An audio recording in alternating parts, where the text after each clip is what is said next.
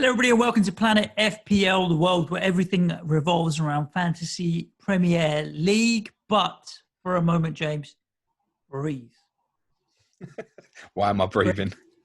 Because the deadline's passed.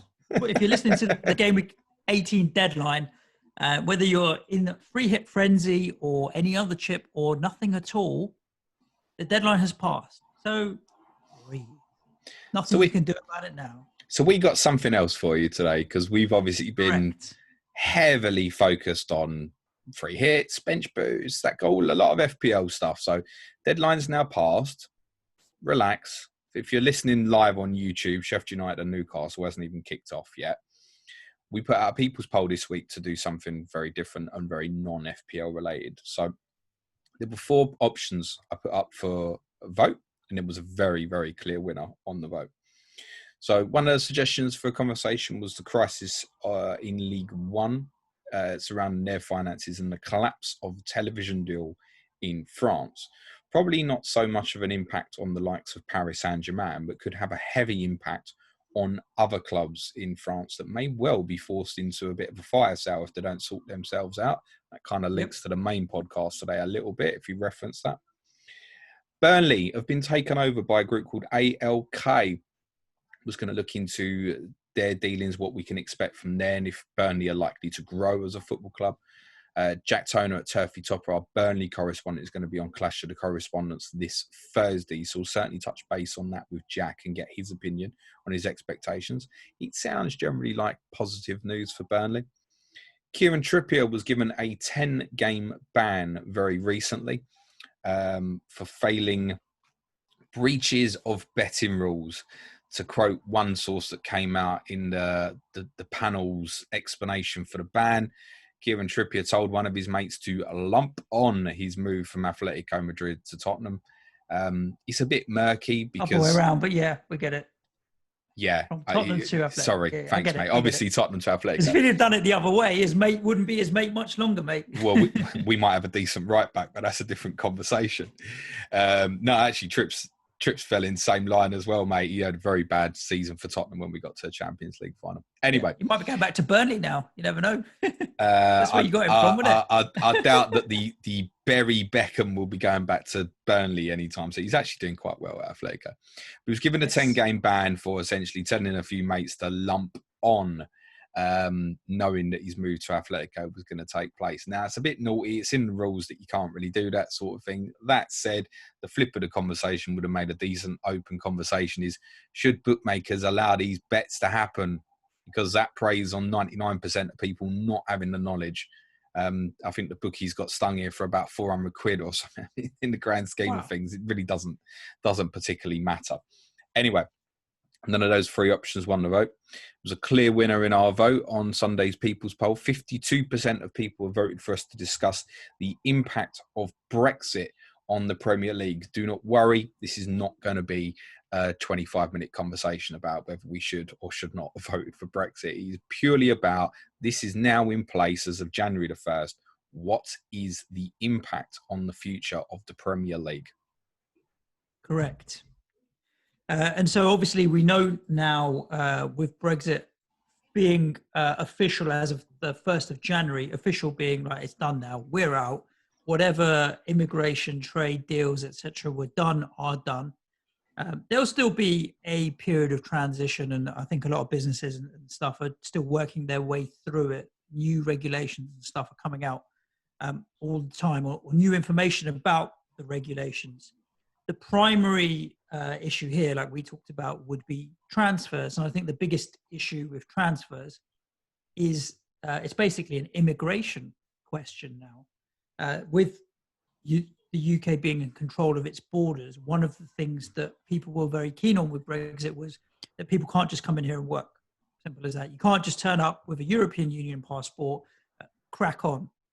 The same applies to footballers now, who are essentially migrating here for work reasons. Yeah, as simple as that. The way it's currently worked in the past is pretty much if you're European Union resident, if Southampton want to buy a player from Girona in Spain, for example, if he's got an EU passport, no problems, he signs. There's not really any questions asked. That situation's now about to change a little bit. Some for positives, some for negatives. I think as we're going to find out during some of this conversation. It's not bad news for the big clubs. Of course. For the rest of the Premier League, it might well be bad news. And it's not a question we can answer now. I don't think we know the impact for probably 4 or 5 years. But interestingly, we're in a position now where the Premier League has become very competitive in the sense of how well Aston Villa are doing, Leicester, Southampton, all good examples of clubs who don't have the power of, say, the Big Six, but are doing very well in the Premier League at the moment. For these sort of clubs, that task might be about to become a lot more difficult. And I'll give you a case example to explain why. Leicester City obviously won the Premier League in 2016. And 2 players who were critical in that title success were obviously N'Golo Kante and Riyad Mahrez, bought cheaply, basically from French second division for not a lot of money. Those transfers now would highly likely be denied. Leicester City would not be able to buy those players. What's getting implemented is essentially a point system in banding in terms of how you accrue points. Now, you need 15 points to basically be signed by, and it's not just Premier League, this falls into the EFL, Scottish football as well, anything that's Britain at the moment. So in the case of... points-based, just to be clear for people, the points-based immigration system is for everybody, right? Regardless of whether you're a doctor, you're a nurse, you're a lorry driver, you're a podcast host, whatever it may be, to come into the country, it's a points-based system now. How you accrue your points obviously varies depending on the different industries. I'm impressed enough that we have criteria around the points-based We are surprised. Think about how many jobs there are or how many industries there are that they need to be specific about. Maybe in some of these, they've generalized quite a bit. I think they've actually done a lot of thieving. They've nicked a lot of the systems and criteria, because I think Australia is very famous for its points-based immigration system. People have always looked at that as the shining light of where we want to get to, or what have you. I don't know enough about it to say whether it's good or bad, but I am still surprised that we actually have criteria right now. It feels like it's something that they'll be like, the criteria is coming soon. Well, we're in we've actually got now, it. so. I mean, it took us 3.5 years to leave the EU, so I can understand why you're quite surprised. Can I just ask, if a doctor's going to come here and work here from overseas, does he need to work in one of the top 10 FIFA world ranking countries to become a doctor in the UK? Like this criteria is for football? Probably not, mate. Probably not, but yeah, interesting. To sum up the Kante... There's not a shortage of footballers in the same way there's a shortage of doctors, maybe. No, very true. To sum up the Kante and Mahrez situation, basically because they were playing in not considered a high-profile league, i.e. League 2 in France, they wouldn't have met the criteria, having not been international footballers at the time, to qualify. Now, if they'd have been playing in Ligue 1 and already been playing for France and Algeria respectively, those transfers would have been absolutely fine. You can earn points quite easily. So if you played, let's take Mahrez as an example. If he played, let's just say he played for a French Champions League team in Ligue 1. If he played one game for Algeria, played one game in Ligue 1, one game in the Champions League, he would absolutely piss the qualification to be allowed to be bought. In the case of when he was bought by Leicester City, he would have just fallen into one line only, which is you were a League 2 footballer. Mm-hmm. You're not coming, basically. Well, he would have got some points, just not enough. Basically. Except unless this panel that's being put together to an appeal process decided that Mahrez was of exceptional quality, and therefore they would have been able to appeal and then get him signed. The chances are actually that even in the case of someone like Riyad Mahrez, at the time when Leicester bought him, that appeal probably would not have been successful. He would not have signed. So if the UK had left the European Union back in 2015, it would have possibly rewritten English football history. Leicester City probably would never have been champions without Riyad Mahrez and N'Golo Kante. That's not to say they wouldn't have found 2 other players from somewhere else, but they probably would have had to pay a bit more money, which has no guarantee that they would have been able to do at the time. It's really interesting. The other thing that's majorly going to change, anybody who's read and look into this will probably see the name Cesc Fabregas mentioned quite a lot. So now players under the age of 18 basically cannot sign for a British club from overseas. So in the case of Cesc Fabregas, he obviously went to Arsenal from Barcelona when he was 16. Yep. I think Hector Bellerin did similar. Nicolas Anelka moved to Arsenal when he was 17. Wenger really got on board in the late 90s and early noughties, better than anybody else in terms of signing these prodigious talents from overseas for Arsenal in the hope that they would go on and be amazing. And for every Fabregas and Anelka, there's players that we've forgotten about who did come and we never heard of them and they just disappeared. No, mate, we all remember Bentner, trust me. We do remember Nicholas Bentner, mainly for like advertising Paddy Power on his pants for Denmark is what we remember most, and being the Lord, of course. But yeah, there's plenty of names we will have forgotten. But that highlighted case, Paul Pogba's another one who signed for Manchester United when he was young. Those transfers literally cannot happen now until a player is 18. Cannot happen. Even if they're signing academy, trainee contracts, apprenticeships, none of that kind of stuff. Does not matter. Does not matter. Clubs can now not sign overseas players under 18 unless, I don't know if there's a loophole in terms of, I don't know, it was someone like Messi at 17 and they could prove that this guy's going to go straight in the first team, for example. Yeah, sure. They would maybe, but I'm pretty sure by law now you can't buy a player under 18 from an overseas club. If it's 18 and one day, it's absolutely fine. No problem. What, of course, that means as a knock-on effect is that academies are now purely going to be built up in the future of British players. If you look at academies now in the Premier League, Burnley are the only club that don't have an overseas player in their academy. I think Manchester City have 11 or 12. Okay. So there's going to be like a big knock-on effect. Again, you're not going to see this in the immediate, but in the longer-term future. Now, whether that's better or worse for the England national team remains to be seen. The obvious conclusion would be, well, there's greater paths for them to get into the first team, for example, further down the line. But then again, they might not be training at a level of high quality because they're not playing with the best kids from Spain or France or whatever in their academies. And obviously playing with good footballers from overseas is still a priority. Even like the Premier League have admitted that we still want academy kids to play with the best crop of overseas players, be it at young levels, older levels, obviously naturally when they get into first teams, etc. What I think will happen a lot is you'll get clubs like City who are going to buy these players straight when they're 18. Just going and getting them straight. There are loopholes, and City's worth mentioning as a club who obviously has a big loophole in this. And not many clubs do, but I think you might see a lot of this in the next few years. The reason City have a major loophole is because obviously they're the City group and they have investment in a number of football clubs, including a name I mentioned earlier was Girona in Spain. Yep. Now, if City want to buy a player who's, let's just say, playing in Portugal, hypothetically, who's 16, they won't sign him. So what might have happened in the past is they've gone there, right, we'll buy you and we'll send you out to one of their numerous clubs around the world, New York City, whatever. Mm-hmm. Fine.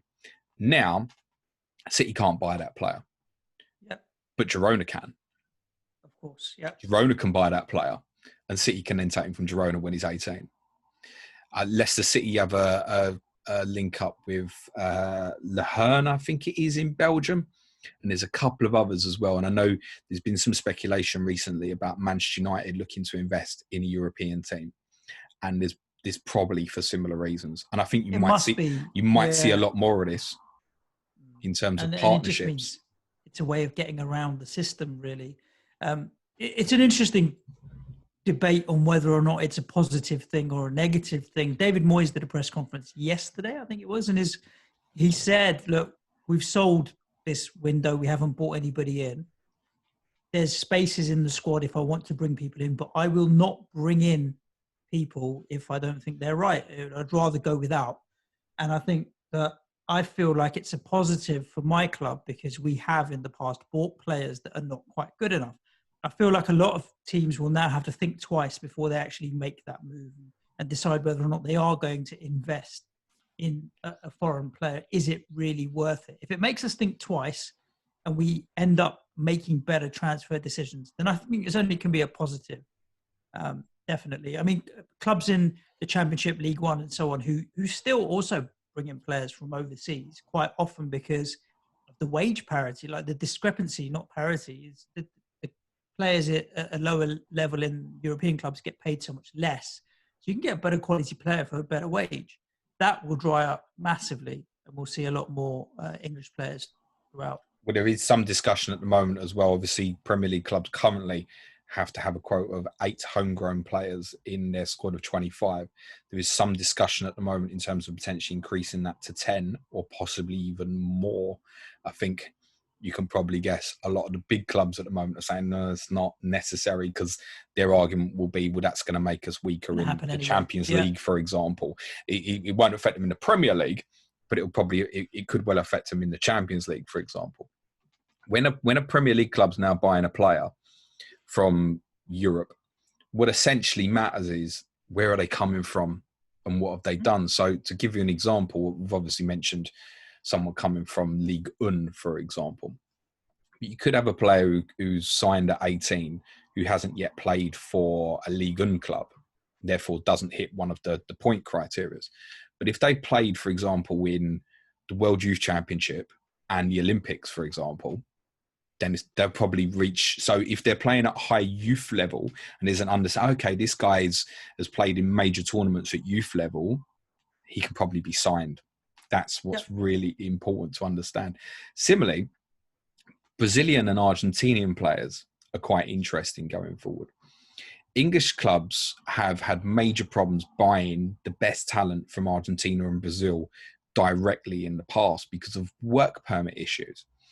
And quite often what's happened is that these players I think Arsenal have had a few where they've signed a player, but they can't get a work permit, therefore wouldn't be eligible to play for them. So then they've loaned them to sort of Spain or Belgium or something for a few years till they hit that work permit. Now, it's highly likely that in the case of Argentinian and Brazilian players who are doing well in their national leagues in South America and are already in the international team, they'll be able to actually come straight to England because those two nations are ranked, and this is important, as top 10 FIFA nations. So the work permit actually becomes less of an issue. It does mean that going forward, what you might get is a greater influx of Brazilian and Argentinian players into the Premier League. Because we know a lot of the African nations, unfortunately, aren't going to be able to correct those criteria. So, even though there's an amazing talent there now. Yeah, absolutely. So, I mean, is that right that we rank that on? I mean, FIFA rankings are fucking bollocks at the best of times, right? Is that right? But yeah, that's one positive. That yes, the chances of, say, the next Neymar going directly to the Premier League from Santos rather than going to Barcelona is now far greater likelihood of it happening. I mean, that's an extreme case because Neymar probably would have got a work permit because of how good he was.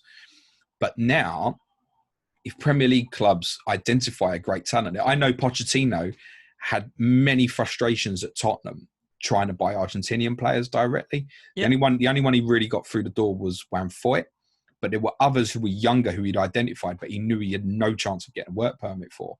And you know what Pochettino was like in terms of letting players go out on loan. He didn't want a player to go on loan to another club. It was either come and join me or I'm not going to do the transfer, basically. So that's an interesting proposition. Interesting you mentioned African players because, yeah, there's definitely going to be a knock-on. And we've seen over 15, 20 years now, Premier League clubs buy unknown African players who have then become stars. I mean, Riyad Mahrez is a perfect example, for example. Yeah. But now, them transfers are going to be far harder to do. I mean, give you a greater example. Virgil van Dijk went to Celtic before, obviously, then Southampton, and then world record transfer for a defender at Liverpool. He was still playing for Groningen in the Eredivisie when he was 21. Celtic would not have been able to sign him because the band level of the Eredivisie is not high enough, and he hadn't played for Holland, and he hadn't played in European competition. So he wouldn't have gone to Celtic. He may not then have got the attention in Britain that he got. He wouldn't have maybe gone to Southampton. He would not be a Liverpool player now. He wouldn't even be the player that he is now. Yep, true. I also have a massive bit of skepticism in me about the implementation of the rules, though, James. Yeah, I understand because obviously there's an appeals committee, and the people that are going to be on the appeals committee won't necessarily be football people in that sense. We don't know that, do we? We don't, but why would it be in their interest to deny a player the opportunity to join a club? So the likes of City and what have you, they've got legal teams bigger than some clubs' playing staff, let's be honest. So I feel like the bigger clubs will be able to play the legal game just as easily they'll be able to sign players just as easily because they can play the legal game and get around the loopholes and what have you. Make a case for the fact that this 18-year-old is going to be the next big star. Find 2 or 3 YouTube videos, a couple of overhead kicks, and off you go. So the reality, I think, is always going to be different to what it is for everybody else. And I think football has a way of manipulating the rules to suit because of the amount of money involved and the stardom involved. I get that. I think what we've got now is a lot of clubs like City have obviously, I've already said there's loads in their academy overseas players, and they'll target them young, 16, no problem. Now they can't. So when it comes to competing for 18, 19-year-olds, the competition is now far tougher. So from that perspective, let's take an example of Juan Foyt, right, who didn't go on to do anything particularly at Tottenham. He's now gone on loan to Villarreal, and I believe that's going to be made a permanent transfer. But the competition to sign him would be harder. Tottenham's a bad example, but let's say you wanted to buy him, West Ham, and City wanted to buy him. City, he's going to go to City, isn't he? Almost definitely. So it's going to be harder. That's what I mentioned earlier about the likes of, say, a Villa, yourselves, a Southampton, to try and get these players in at young to compete, because the likes of City, United, and the other big 6 and those with power are going to be so desperate to snap these players up now, essentially, as soon as they become 18. If they've played enough international youth football at 18, they'll get bought at 18. You've got cases like Eric Garcia, who looks like he's going to go back to Barcelona. We only went to City 3 years ago, and City were able to nick him from Barcelona for similar reasons to, say, Cesc Fabregas at Arsenal. It hasn't worked out. That's kind of what I'm saying. For every Cesc Fabregas, there's more stories of players that haven't worked out. That's the flip side of this story. The majority still don't make it in to be regular first teamers. I saw a stat earlier. I haven't got the list in front of me, but there were 5 names that Man City have sold in the last 3 or 4 years for £40 million, and I've never heard of any of them. Wow. Because they got them so young, they developed, they impressed, and sold them for profit. Now, then the knock-on for that for a club of City, which is not good, if these players don't make it, they haven't bought them at 16 to then be able to sell them at 18, 19, right? Yeah, true. So it can flip that way as well. Interesting to see how this is going to play out in the coming weeks and months. Now, the interesting thing is obviously transfer windows happen twice a year, James. So it's not even like it's going to be every week that we're talking about this. We'll see the impact now, and then let's be honest, this January transfer window is going to be relatively quiet. Well, I think that a lot of cat and mouse now. The Premier League clubs are currently restricted now this window to buying a maximum of 3 players who are 21 or under from overseas. That's in place for this window now. And then after that, I think per season, it's going to be 6. So you could buy 5 in the summer and 1 in the winter, for example, 21 or under. So that's a small restriction as well. And I guess that's good news of that is it stops the collection a little bit of, say, Chelsea getting 40 youngsters and sending them all out on loan all over the globe and that. So that stops a little bit. What's the situation with loans? Is it exactly the same criteria as it is if you're signing a player? You still got to hit certain points? I don't know on loans, to be honest. I mean, it's quite rare in the case that a Premier League club would want to, unless there was an emergency. I don't know, let's say you wanted to loan a player in now because you didn't get a replacement for Sebastian Haller. If you wanted to loan a player now, I guess you would be restricted to loaning a player that would follow under the criteria. You wouldn't have been able to loan in Riyad Mahrez, for example. Yeah. You would be able to loan in a player who's scoring goals in Spain, for example, in La Liga. So I guess it probably falls under the criteria, but generally speaking, is a Premier League club going to want to take a player on loan from overseas? And if there's going to be a debate about it, probably doesn't happen too often. I mean, the one thing that might stop, bad example, but obviously Tottenham have had Jedson Fernandez on loan from Benfica for a year. He's piss poor. He's rubbish. But I think because he's come from Portugal, I don't think he would have hit the criteria.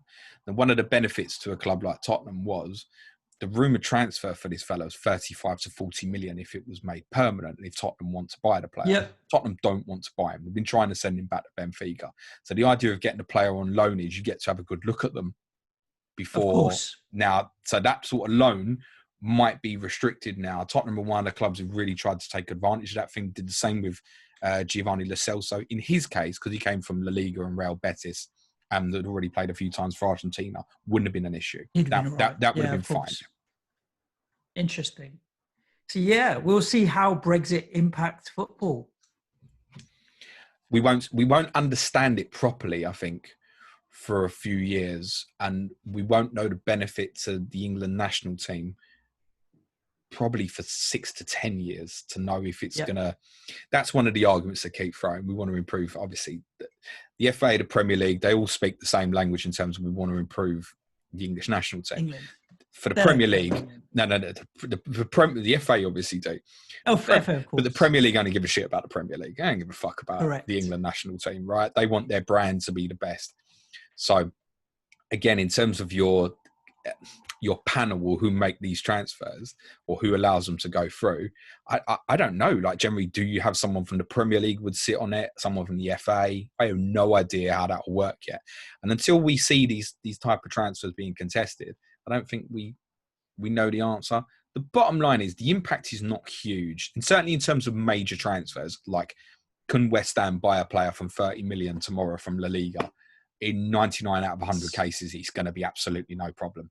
So there aren't, in terms of first team football and major transfers, you're not going to see any major issues other than certain ones where, I don't know, say you want to buy a really promising African player who perhaps played in Denmark, for example, then that wouldn't have happened. Another interesting note, by the way, there's a couple of managerial jobs that have happened in the last couple of years that wouldn't have been allowed. Okay. Daniel Farke at Norwich. Wow. Okay. And David Wagner at Huddersfield would not have been allowed to take the managerial positions at those clubs because they were only managing League B sides in Germany. I know Daniel Farke was. David Wagner was B manager at Borussia Dortmund, wouldn't he? So he wouldn't have hit the banding to be able to take the Huddersfield job. Interestingly, The Athletic also did a study on Norwich City, and this probably impacts more in terms of the Championship and lower. They did a study on Norwich's last 17 signings from overseas. 11 of them wouldn't have been allowed, and that included Timu Pukki and Emi Buendia. They reckon them signings wouldn't have gone through. So further down the leagues, there's definitely a knock-on effect. You know, if Norwich now in the Championship want to go and buy a player from Finland, let's say Timu Pukki, I think he was in Holland, I want to say at the time, maybe, I'm not sure. But that transfer wouldn't have happened. So definitely one thing we will get is more homegrown talent playing in the Championship. That is a certainty. Interesting to see. There we go. Thank you for tuning in to this episode, wherever you may be listening. We'll be back at you tomorrow with Sky Fantasy Football. It's all hotting up there, James. Weeks away from the overhaul, second overhaul now. Massive week coming up in Sky. We'll talk about that tomorrow for Sky players. Clash of Correspondence Thursday. FPL Loco, Lord Turfy Topper, previewing Liverpool Burnley, which is their second game in the double game week next week. That'll be on Thursday. And Friday, what do we have Friday, Suj? I can't remember. Friday, full stream. podcast. No, full Yes. podcast. Oh, we're reviewing a massive six games. We'll review the blank game week, the massive 6 games, but there'll be a lot of focus towards the double game week as well. Hopefully, we might have some Leeds Southampton information by then, maybe. Lovely, jubbly. Excellent. Stay safe wherever you may be. Keep washing your hands. Ciao for now. Thanks, everyone. Be nice to each other. Cue music, please, man, Joe.